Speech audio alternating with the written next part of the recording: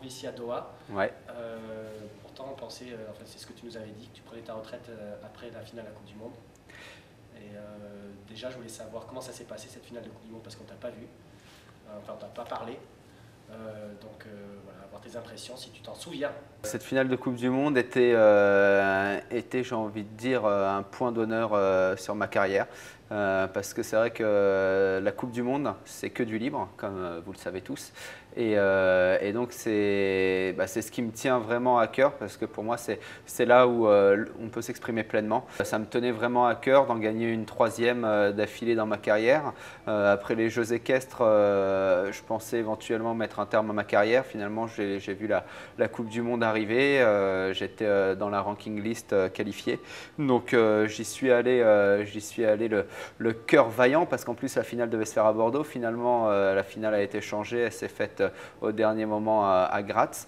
Donc avec Marina, on a pris le camion, on a pris le gros Just, et puis on s'est fait 1500 km aller-retour pour aller gagner cette finale. C'était super, je m'en souviens très très bien et je m'en souviendrai pendant longtemps. Et voilà, et fin janvier, l'organisateur de Doha m'a convié, m'a demandé si je voulais pas venir ici. Effectivement, c'était une aubaine qui ne se refusait pas. Je ne connaissais pas le Qatar. Et je pense que pour que la discipline puisse continuer à vivre et puis surtout à essayer de se promouvoir pleinement, on a besoin que, sans vouloir être prétentieux, les grands champions se déplacent sur des grands événements afin qu'il y ait un petit focus qui se fasse quand même, qu'il y ait une médiatisation.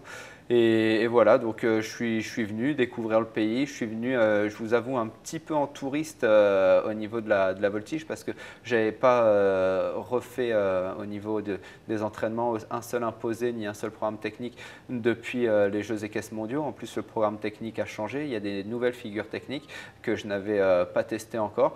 Donc ça a été une grande première pour moi. Voilà. En plus, il y a Just a Kiss qui n'a pas pu faire le déplacement, parce qu'avec Marina, effectivement, la semaine dernière, on était à Graz. Donc ça faisait un petit peu beaucoup pour le cheval Just à 18 ans maintenant.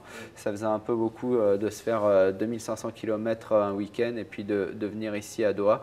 Donc j'ai loué un cheval et voilà, ça s'est passé comme ça s'est passé.